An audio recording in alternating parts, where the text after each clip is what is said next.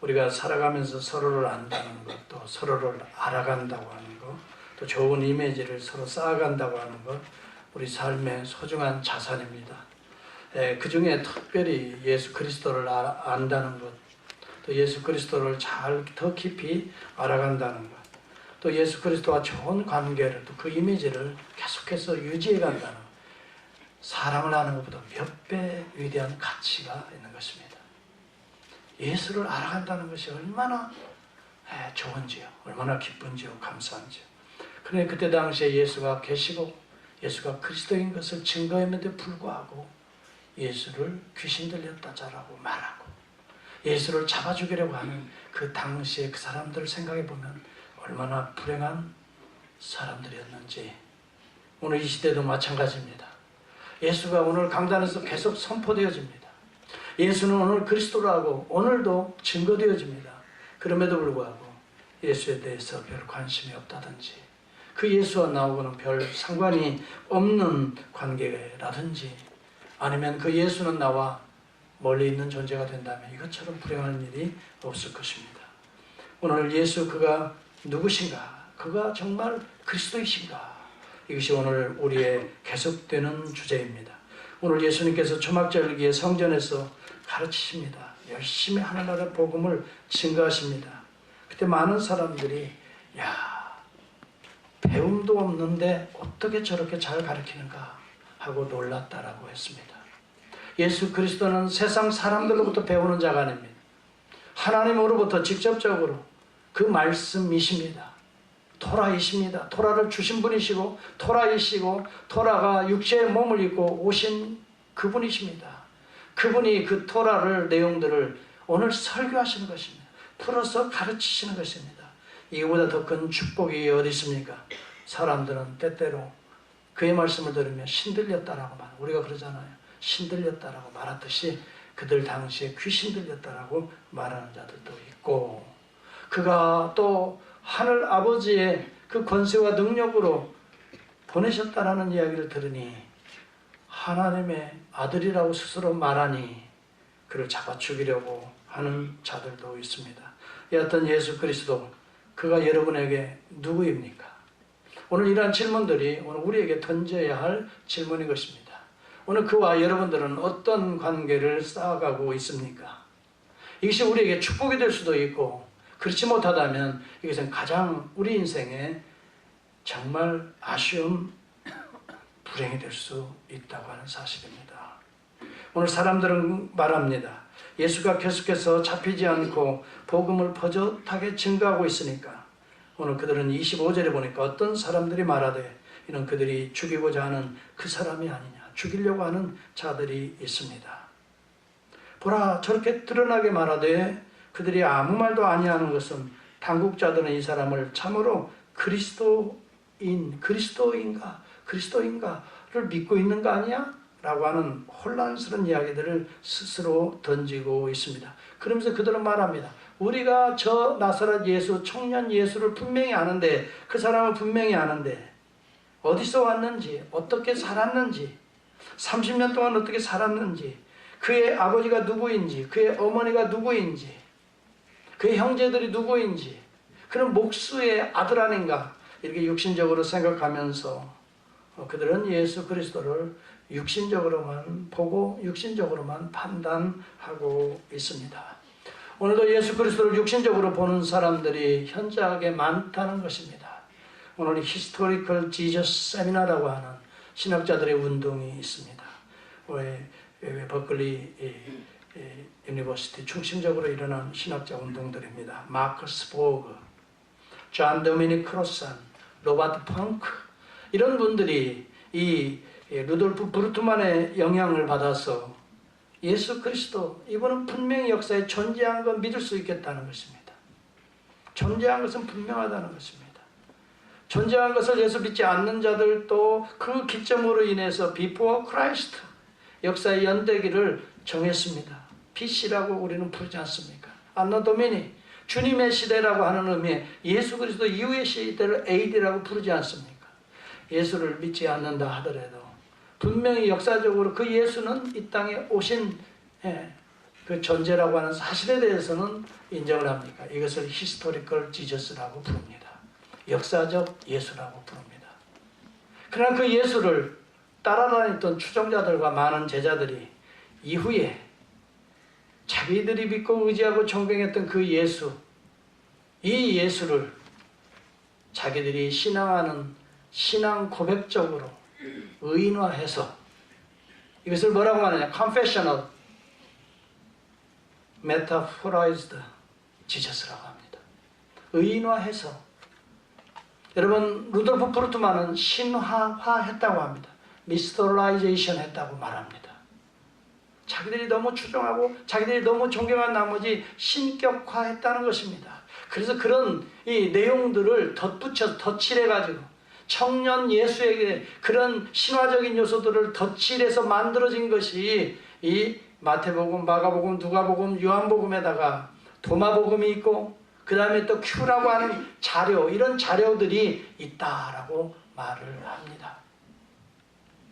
그래서 이런 것들을, 이런 신화적인 예수의, 청년 예수의 덧칠해진 신화적인 요소를 깨끗이 제거할 때 이것을 demythalization이라고 합니다. 이게 무슨 어려운 이야기 같지만은 비신화화한다는 것입니다. 이것을 루돌프 브루트만이라고 하는 신학자가 시도한 시험인 것입니다. 그래서 예수 그리스도가 그냥 나사렛에서 출생했을 것이지 거기가 무슨 동정녀로 무슨 성령이 잉태한 것은 이후에 그를 추종하는 제자들이 신화화로 덧붙여 색칠한 것이니까 그런 것들도 빼버려야 된다. 무슨 무리를 걸어다니고 무슨 기적을 행하고 죽은 자를 살리고 이것도 다 그가 위대한 존재로 색칠한 것이기 때문에 신화화한 것이기 때문에 이걸 다 어떻게 해요? demythalization, 비신화를 해야 돼. 그래야 실제적인 히스토리컬 지저스가 나타난다라고 이 비신화 운동을 말합니다. 비유적으로 예수 그리스도가 메타포라이즈드 지저스의 이 은유적인 요소들을 우리는 제거할 때 실제적인 히스토리컬 지저스, 청년 예수가 등장할 수 있다. 이렇게 신학적인 운동들을 벌인 자들이 있습니다. 오늘날에도 그런 영향을 받은 많은 목회자들이 있습니다.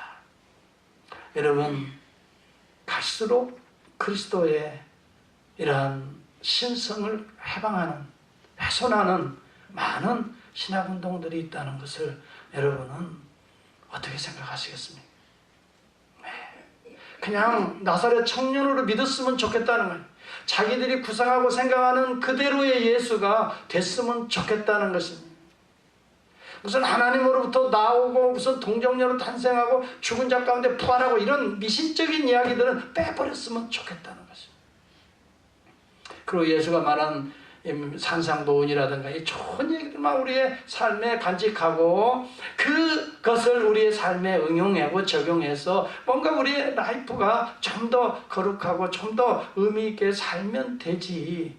우선 복잡하게 그 믿지 못할 그런 이야기들을 뭐 이렇게 강조하느냐라고 하는 오늘날에 많은 이런 사람들이 있습니다.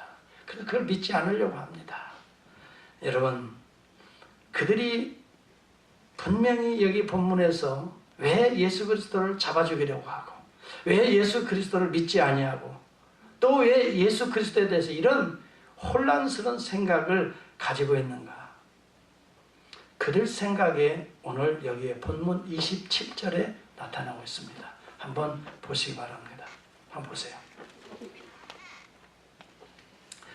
그들이 가지고 있는 사실 이 관점이 신화입니다. 신화적 요소를 유대인들이 당시에 갖고 있습니다. 저는 이것을 신화라고 말합니다. 그들이 믿고 있는 것이 신화입니다. 성경이 아닙니다. 캐논이 아닙니다. 근데 그 신화적인 하이포테시스라고 말합니다. 이 전제를 믿기 때문에 그리스도가 예수 청년이 그리스도가 아니라는 것입니다. 여러분, 그래서 우리 인생에 우리 사고에 이 하이포테시스, 다시 말하면 이 전제가 무엇이냐가 이걸 세계관이라고 말합니다. 이것이 대단히 중요하다는 것을 저는 말하고 싶어요. 여러분이 가지고 있는 이 선입관이 대단히 중요한 것입니다. 그들이 선입관이 뭔가를 보겠습니다. 예수에 대한 선입관이 뭔가를 27절에서 보겠습니다. 한번 보세요. 성경을 여러분 보셔야 여러분의 신앙이 구체화되고 분명합니다. 막연하게 예수 믿자고 하지 마세요. 덮어놓고 믿으라고 그런 얘기도 좀 제발 하지 마세요. 성경을 열어놓고 구체적으로 잘 살펴서 진짜 예수가 그리스도인가? 살펴봐야 돼요. 무조건 믿으라는 맹목적인 신앙인처럼 아침과 저녁이 금방금방 달라집니다. 일관성이 없습니다. 아시겠어요? 언제 여러분들의 신앙이 뒤바뀌어질 수 있어요? 맹목적인 신앙인들의 특징입니다. 기분에 따라 감정에 따라 신앙이 있다 없다 그렇게 되어가는 거예요. 일관성이 없어집니다. 이분들은 천국에 갈지 못 갈지 이제 죽을 때 되면 이제 더 불안해지는 거예요. 일관성이 없기 때문에 어느 때는 믿는 것 같기도 하고 어느 때는 아닌 것 같기도 하고 이게 뭔가 분명히 성경적인 진리를 믿지 못하기 때문에 그래요. 자, 그들의 대전제가 무엇입니까? 한번 보시기 바랍니다. 제가 몇 절이라고 그랬어요? 27절 정확하셨습니다. 시작. 그러나 우리는 이 사람이 어디서 왔는지 아노라. 그리스도께서 오실 때에는 어디서 오시는지 아는 자가 없으리라 하는지라. 그리스도 하나님의 아들이 올 때에는 알지 못하고 갑자기 짠하고 등장한다라고 하는 생각, 이 신비로운 메시아관을 유대인들이 당시에 갖고 있다는 것입니다. 적어도 하나님의 아들 그리스도가 온다면 짠하고 등장해야 돼요. 언제 어느 때 어떻게 오는지 모르고 쫙 등장하는데 저 예수는 30년 동안 짠하고 등장한 게 아니야. 나사렛에서 아버지 목수 밑에서 일하고 혼돈하고 이 나무 잘라서 대패질하고 그런 거 우리가 다 봤잖아. 다 알잖아. 그 동생들 다 알고 누이들 다 알고. 여러분 보세요. 자기들이 전제하는 이 전제가 참인가 거짓인 것이 먼저 우리는 검증돼야 돼요. 그리스도가 여기 그들이 믿고 있는 메시아관이 뭡니까? 어디서 왔는지 모르는 것이 그리스도라는 거예요. 신분이 이게 신비주의 메시아가 됩니다. 우리가 그러잖아요. 목회자들도 어떤 분들은 저분이 누구인지 보통 사람과는 좀 다 뭔가 신비성이 있으면 대단하게 보는 그게 있어요. 그런 경향들이 좀 있어요. 그래서 대부분 목회자하고는 가까이 지내지 말라. 좀 뭔가 신비적인 게 있어야 뭔가 좀 그런 이게 뭐냐 신비주의적인 메시아관이라 이 말이에요. 그래서 이단자들이 그걸 많이 이용합니다. 제가 얼마 전에 그 좀 비디오 보라고 그랬지요. 이재록 씨 비디오 좀 보라고 그랬잖아요. 그거 안 봤어요? 그 꼭 좀 한번 보세요. 만민중학교의 이재록 나는 목사라고 하고 싶지가 않아요. 그분 집회하고 그분들 교회하는 것을 한번 보십시오. 그 동영상이 다 나와요.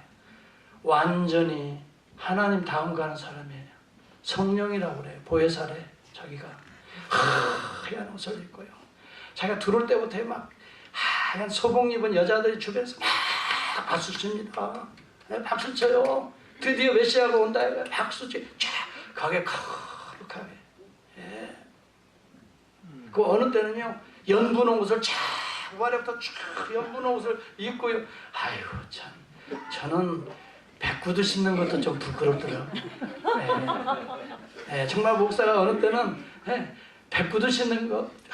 근데 어떤 목사님들은 또 부흥사 목사님들은 또 그렇게 신고 다녀 또 뭔가 좀 달라 보여야 뭐 신비롭게 보이나 봐요.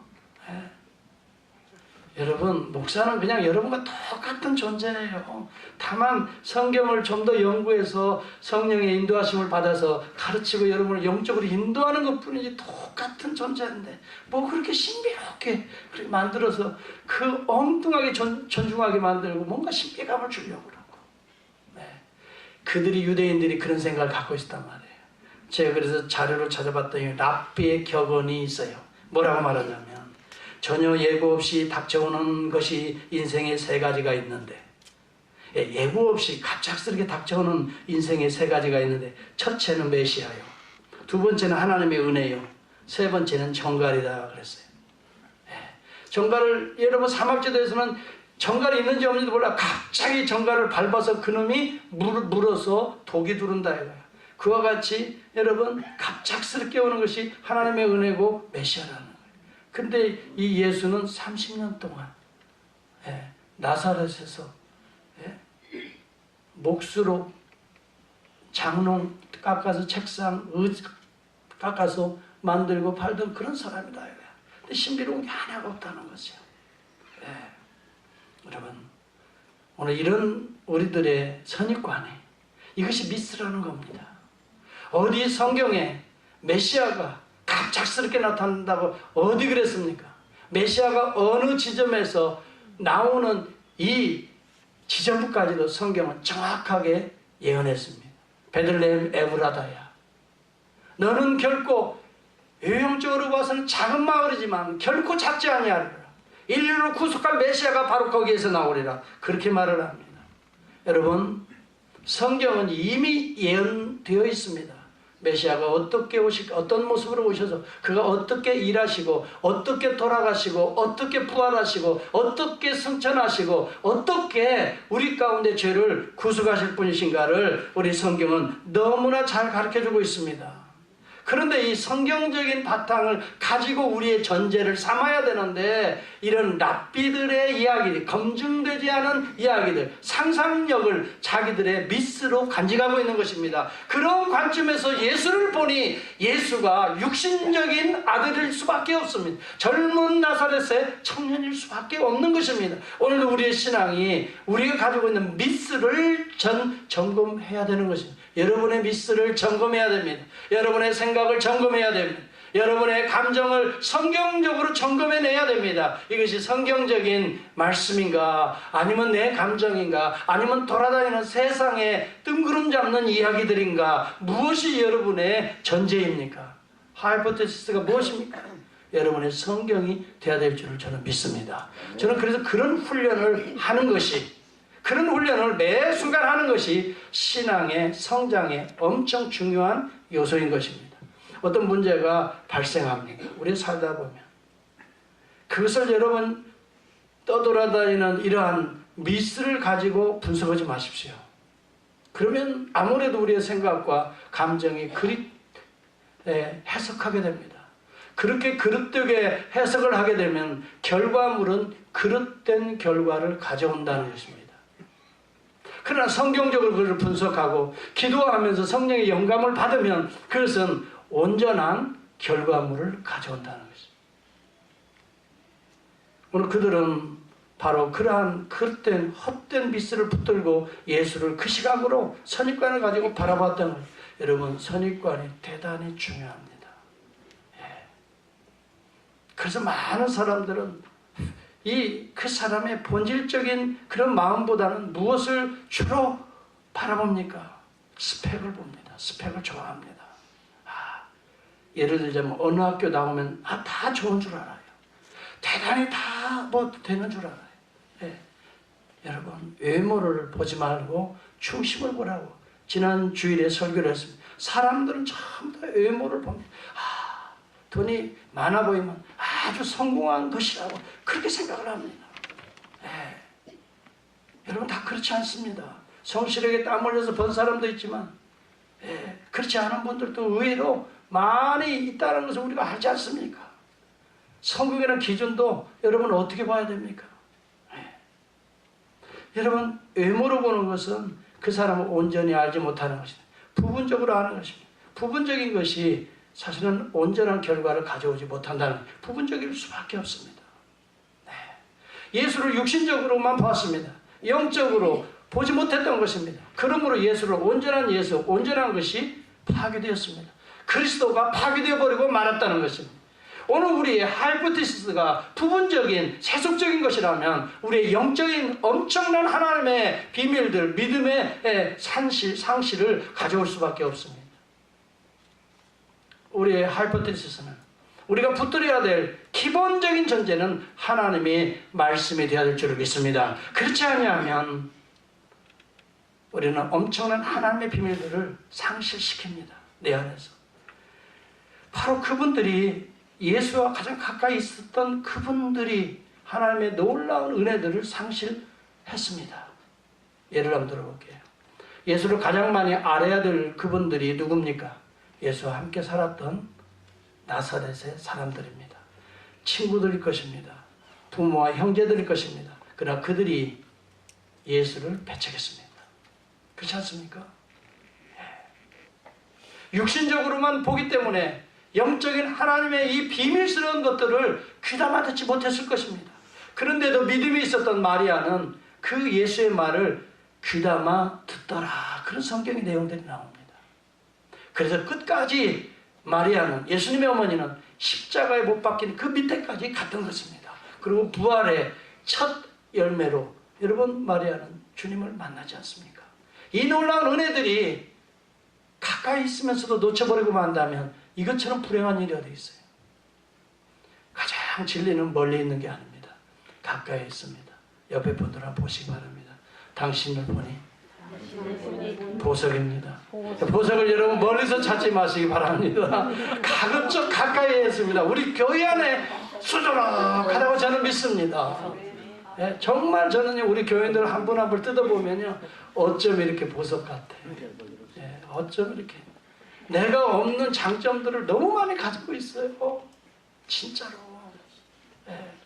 아, 나는 그 부분에 약하네. 아, 뭐 담대하고 대단한. 예. 정말 좋은 점들을 많이 가지고 있어요. 예. 보석들을요, 다른 데 가서 괜히 뒤죽거리지 마세요. 우리 교회 안에 보석들이 지금 다 한 분 한 분들 다 보석이. 알고 보니. 네. 따라서 합시다. 알고 보니 보석이었군요. 네. 내가 그걸 몰랐다 이거야. 내가 그동안 그걸 몰랐어. 진짜로 보석들이 우리 교회 안에 다 있어요. 그리고 여러분 남편 아내 다 사실 따지면 보석입니다. 자, 여러분들이 닦음만 주면 빛나게 되어 있어요. 네. 닦음만 주세요. 조금만 이렇게 닦음만 주면 빛나게 되어 있어요. 사람은 좀 그런 것 같아요. 예. 닦음만 주면 빛나게 되어 있어요. 할렐루야. 아멘. 예. 우리 강장로님도 얼굴에 좀 넘어져가지고 했더니 조금 우리 집사님 닦아줘서 얼마나 아프셨어요. 그러니 더 닦아줘 그러시더라고요. 새벽기도 때 그러시더라고요. 우리가 만져주면 치료가 되는 거 아니에요. 예. 닦아주면 치료가 돼요. 빛나요. 예. 자, 가까이 있음에도 불구하고 알지 못했다면 이것처럼 불행한 게 없어요. 가장 큰 축복과 기적을 누려야 될 그것이 있다면 나사렛이었어요. 그런데 거기에서 예수가 배척을 당한다는 거예요. 우리 주님이 뭐라고 말합니까? 우리 주님이 그런 이야기를 합니다. 뭐라고 말합니까? 예수를 배척하니라. 마태복음 14장 57절입니다. 예수께서 그들에게 말씀하시되 선지자가 자기 고향과 자기 집 위에서는 존경을 받지 않음이 없느니라 하시고 그들이 믿지 않음으로 말미암아 거기서 많은 능력을 행하지 아니하시니라 그랬어요. 믿지 않음으로 말미암아 가장 좋은 축복의 기회를 놓쳐버린 거예요. 그 능력을 행치 아니하시더라. 하나님의 능력은 믿는 자를 통로로 해서 우리에게 임하는 줄을 믿으시면 아멘 하시기 바랍니다. 하나님의 기적은 믿음이라고 하는 우리의 통로를 통해서 오늘도 하나님의 지혜가 임합니다. 하나님의 사랑이 임합니다. 하나님의 은혜가 임합니다. 하나님의 능력과 기사가 임합니다. 성경의 모든 내용의 기적과 기사를 보십시오. 내 믿음대로 될지어다라고 말을 했습니다. 여자의 내 믿음이 크도다. 그대로 될지어다. 그 시로 이 여러분 흉악한 귀신이 떠나버리고 마는 것입니다. 믿음대로 되는 것입니다. 그런데 나사렛이 제일 불행했다니까요. 그 예수를 30년 모시고도 믿지 않고 배척했다니. 거기서 아무런 능력과 기사를 행치 아니하셨다는 말.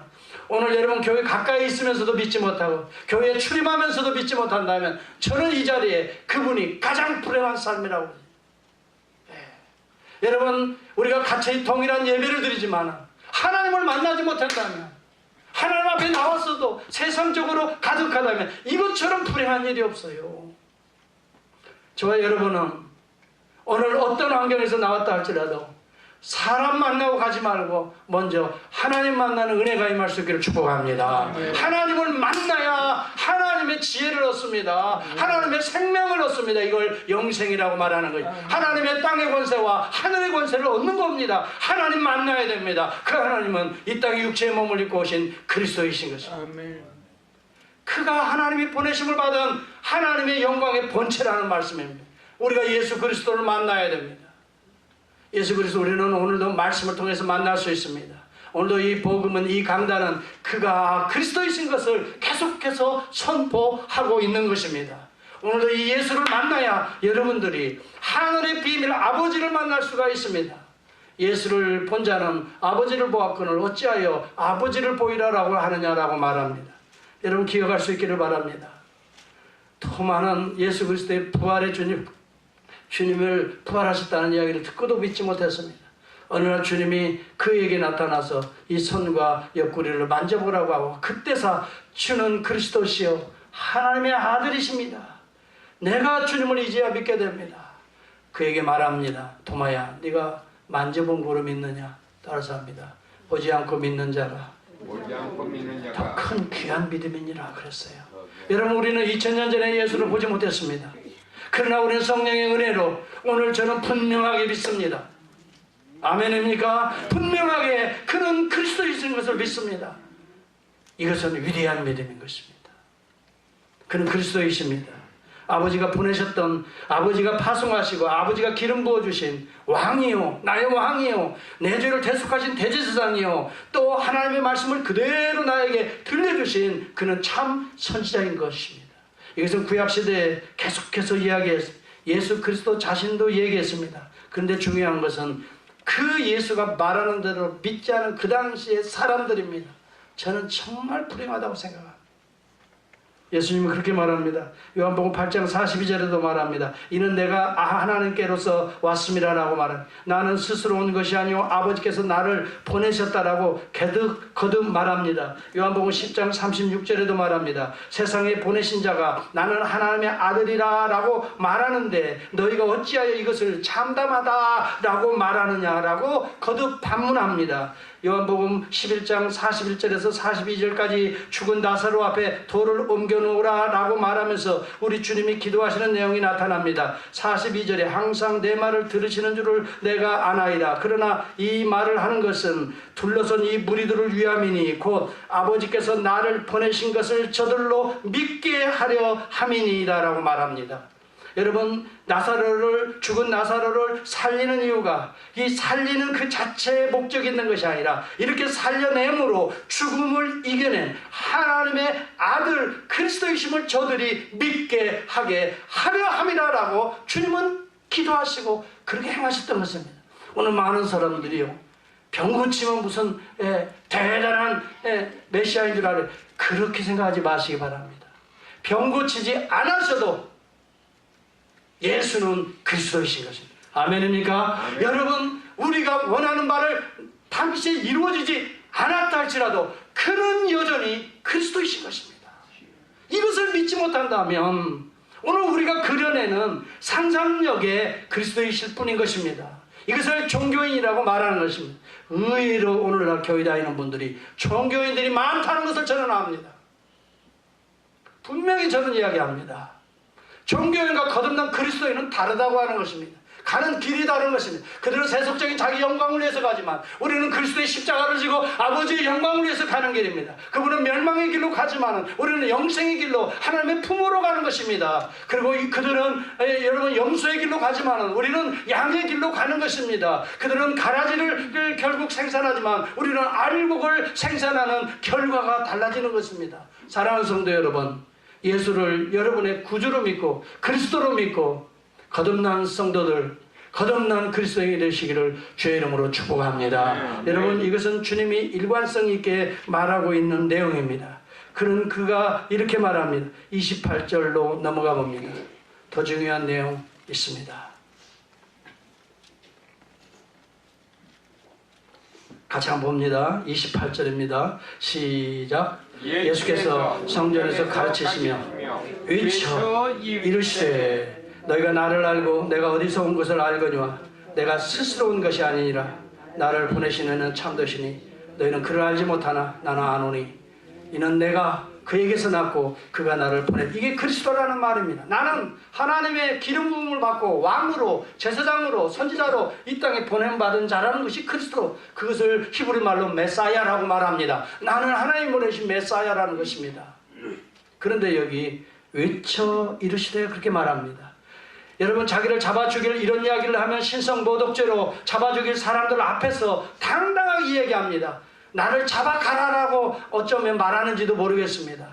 당당하게 이야기합니다. 그러나 하나님이 허락하지 않으면 예수를 털끝만큼 손대지 못합니다. 그래서 본문에 나오지 않습니까?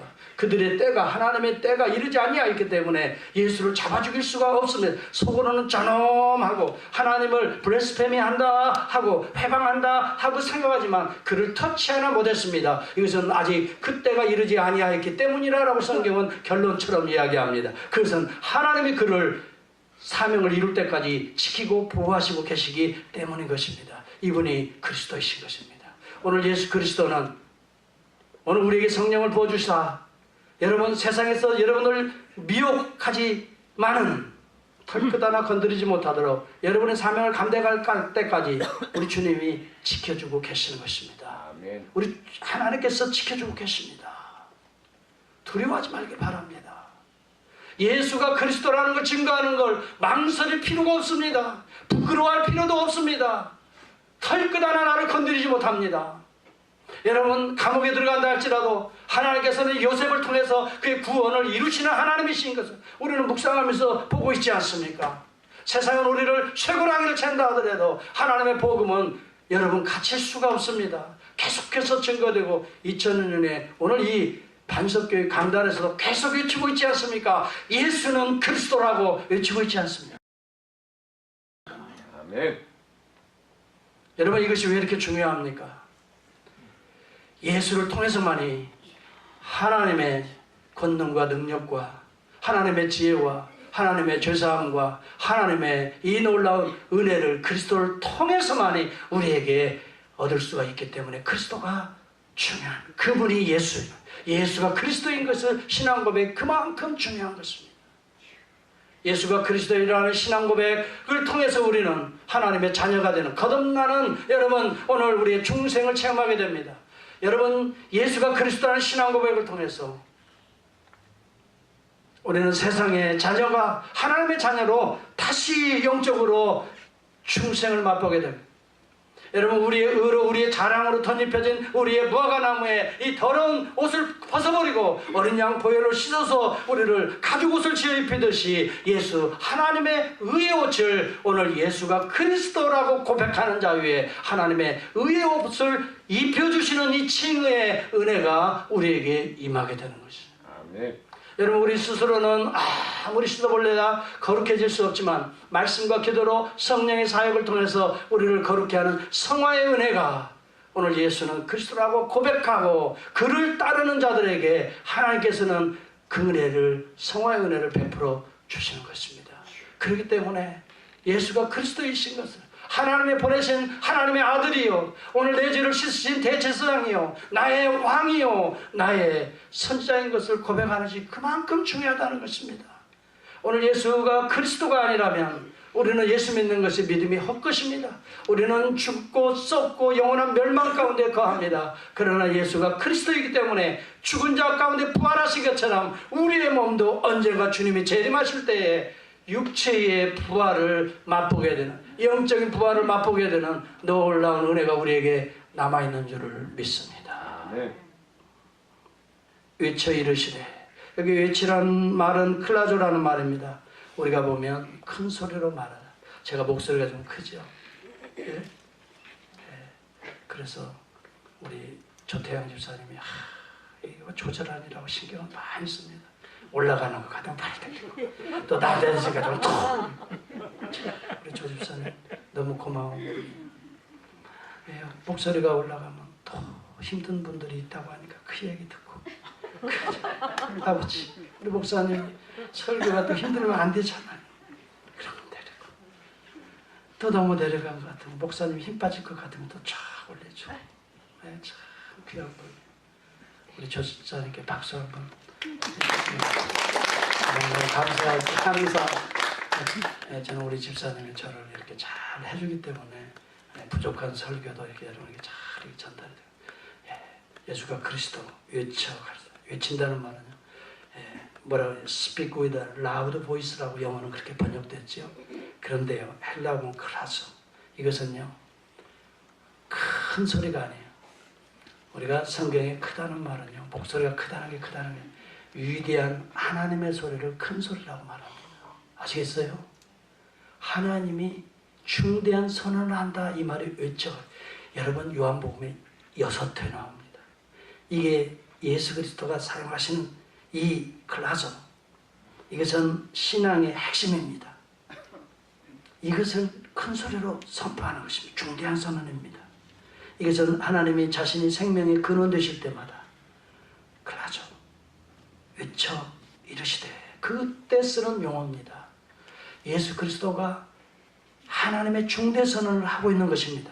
뭡니까? 내가 스스로 온 것이 아니라 나를 보내신 이는 참되시고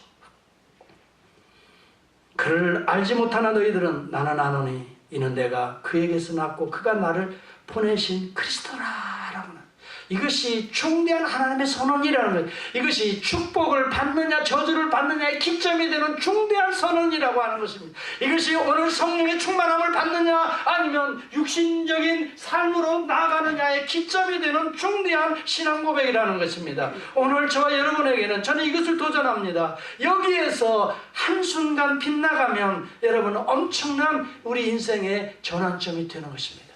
신앙을 고백하는 자들에게는 하나님의 자녀가 되는 전환점이 됩니다. 신앙을 고백하는 자들에게는 하나님의 능력과 땅의 권세를 받는 그러한 전환점이 되는 거예요. 이런 전환점에 여러분을 초대합니다. 예수가 그리스도이심을 믿습니까? 아멘. 많은 사람들이 그렇게 말을 합니다. 그것을 어떻게 믿어? 그걸 어떻게 믿어? 저도 그런 생각을 가질 때가 종종 있었죠. 어떻게 믿어? 물론 하나님의 은혜로 믿음은 옵니다. 그런데 은혜의 통로가 다양합니다. 참 우리가 그런 믿음을 다 갖기를 저는 원하지. 저는 딱 한 가지 기준이 있습니다. 정말 나는 하나님으로부터 보냈고 보내심을 받은 그리스도라고 주님이 말하는 것을 어떻게 믿냐 이거야. 어떻게 믿냐 이거야. 출생으로 믿느냐? 아니면 그 말한 것을 그대로 믿느냐? 물론 하나님의 은혜의 믿음은 믿는 자에게 주지. 그래서 저는 한 가지를 제시합니다. 그건 뭐냐면 그가 정말 아니라면 미친 소리를 하고 있는 겁니다. 아, 지가 하나님이래. 미친 소리. 그래서 미친놈이라고 했어요. 사람들이 미친놈 아니냐 저거 그랬어요. 아직도 살았어? 당국자들이 안 잡아 죽여? 미친놈의 헛소리를. 지가 하나님의 아들이래. 하나님이 보냈대. 지가 메시아래. 그리스도래. 갑자기 그렇게 메시아가 그냥 흰 구름 타고 오듯이 그렇게 와야 되는데 그 30년 동안 깡촌에서 그렇게 하던 자가 갑자기 나타나서 무슨 자기가 메시아? 저 미친놈 아니야? 미친. 맞습니다. 만약 우리가 그걸 믿을 수 없다면 미친 사람의 소리입니다. 분명히 그럴 수 있어요. 그럼 어떻게 하나님의 아들을 믿을 수 있느냐? 저는 딱 한 가지를 여러분에게 제시합니다. 이게 이제 여러분의 신앙에 도움이 될지 모르겠어요. 따라서 일관성이다. 일관성입니다. 여러분 미친 사람은 절대 일관성 있는 말을 하지 못합니다. 저는 그런 분들하고 살아본 사람입니다. 일관성이지 못합니다. 아침에는 기분 좋았다가 저녁에는 완전히 달라집니다. 미친놈입니다. 정신이 온전하지 못합니다. 여기서는 이 말하고 저 시간에는 저 말합니다. 온전하지 못합니다. 동일하지가 않습니다. 항상 업앤다운입니다. 정신이 온전하지 못합니다. 미친 사람입니다. 그러나 예수 그리스도가 나는 아버지께로부터 보냄받았다는 사실을 일관성 있게 계속해서 얘기했습니다. 계속해서 얘기했습니다. 여러분 요한복음 17장에도 아버지께서 내게 하라고 하신 일을 내가 이루어 아버지를 영화롭게 하였다라고 요한복음 17장 3절에 말합니다. 하나님과 그의 보내신 자 예수 그리스도를 아는 것이 영생이라고 말합니다. 요한일서 17장 18절 26절 아버지께서 나를 세상에 보내신 것 같이 나도 이 제자들을 세상에 파송하오니 예수 그리스도는 일관성 있게 계속해서 이야기합니다. 예수가 그리스도이신 것은 첫째 일관성이 있습니다. 그가 말한 그대로입니다. 또 하나는 그보다 더 중요한 이야기입니다. 수천 년 동안 이 예수 그리스도에 대해서 일관성 있게 이야기한 구약 성경이 있다고 하는 사실입니다. 이것은 여러분 유대인들도 믿었습니다. 여러분 창세기 3장 15절에도 예수 그리스도는 여자의 후손으로 날 것이라고 이미도 일관성 있게 얘기했습니다. 여러분 그래서 예수가 마리아의 여러분 몸을 입고 이 땅에 오는 것입니다. 갈라디아서 4장 4절 5절에는 그 아들을 보내사 여자에게서 나게 하시고 이 말은 창세기 3장 15절을 성취하신 분이라는 것을 이야기하고 있는 것입니다. 유다의 지파로 또 여러분 다윗의 후손으로서 오실 것을 우리는 성경을 구약을 통해서 계속 일관성 있게 이야기 듣고 있습니다. 창세기 49장에서부터 이야기합니다. 홀이 유다를 떠나지 않고 실로가 오실 때까지 미친다고 말합니다. 이사야서도 여러분 이 모세하고는 수천 년의 이 갭이 있습니다. 그러나 9장 7절에 보면 이 여러분 다윗의 위에 앉아서 여호와의 열심히 일을 이루실 것이다 라고 말합니다. 마태복음 1장 1절에 말합니다. 신약시대 이야기합니다. 이 예수는 아브라함과 다윗의 자손 예수 그리스도의 세계라라고 말합니다. 여러분 미친놈들의 이야기가 아닙니다. 시대적으로는 수천 년의 갭을 가지고 있고 사람들도 그 사람을 알지도 못합니다. 성경을 여러분 모세오경을 지은 자는 모세입니다.